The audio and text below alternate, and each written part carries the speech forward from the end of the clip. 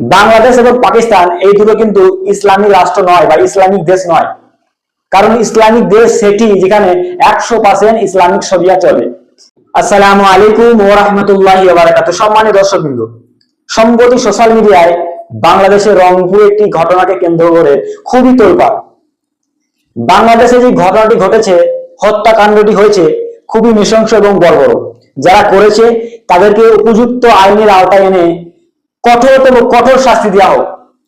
কিন্তু এটাকে নিয়ে হিন্দু মুসলিম অ্যাঙ্গেলে নিয়ে আসা বা পুরো মুসলিম জাতিকে দোষারোপ করা, ইসলামকে দোষারোপ করা, এটার কোনো সুযোগ নেই।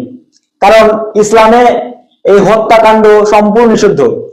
আল্লাহ সুবহানাহু ওয়া তাআলা পবিত্র কোরআনে সূরা মাইদা 5 আয়াত নম্বর 32 এর মধ্যে বলেন যে কেউ যদি কোনো নিরপরাধ মানুষকে হত্যা করে তাহলে সে পুরো মানব জাতিকে হত্যা করলো, আর কেউ যদি কোনো নিরপরাধ মানুষের প্রাণ বাঁচায় সে পুরো মানব জাতিকে বাঁচালো। তাহলে যারা এই ঘটনাটি ঘটিয়েছে, জানা যাচ্ছে যে যারা করেছে তাদের নাম নাকি মুগ্ধ দাস এবং সিদ্ধার্থ দাস। হ্যাঁ, যারাই করুক, সে যে ধর্মের হোক, তাদেরকে কঠোর কঠোর শাস্তি দেওয়া হোক। বাংলাদেশ এবং পাকিস্তান এই দুটো কিন্তু ইসলামিক রাষ্ট্র নয় বা ইসলামিক দেশ নয়। কারণ ইসলামিক দেশ সেটি যেখানে 100% ইসলামিক শরিয়া চলে।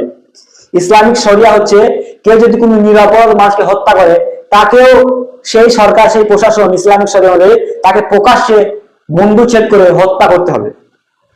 এরকম অনেক আইন আছে যেগুলো চালু করলে সঙ্গে সঙ্গে ফল পাবে। তাই এই বাংলাদেশ বা পাকিস্তান, এখানে কোনো ইসলামিক শরিয়া চলে না।